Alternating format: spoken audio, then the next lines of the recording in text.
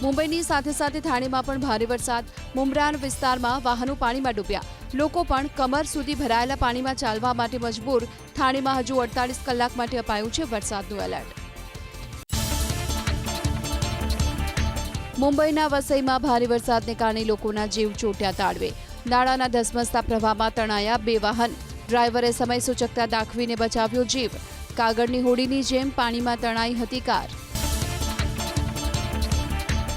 સતત વરસાદને કારણે મુંબઈની ગતિ પર બ્રેક. લોકલથી હાઈસ્પીડ ટ્રેન અને હવાઈ સેવા સુધી અસર. અનેક વિસ્તાર થયા જળમગ્ન. અવરજવરમાં લોકોને પડી મુશ્કેલી. મુંબઈની સાથે સાથે થાણેમાં પણ ભારે વરસાદ. મુંબ્રાન વિસ્તારમાં વાહનો પાણીમાં ડૂબ્યા.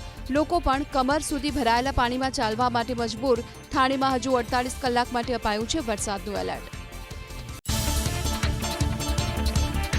મુંબઈના વસઈમાં ભારે વરસાદને કારણે લોકોના જીવ ચોટ્યા તાળવે. નાળાના ધસમસતા પ્રવાહમાં તણાયા 2 વાહન. ડ્રાઈવરે સમય સૂચકતા દાખવીને બચાવ્યો જીવ. કાગળની હોડીની જેમ પાણીમાં તણાઈ હતી કાર.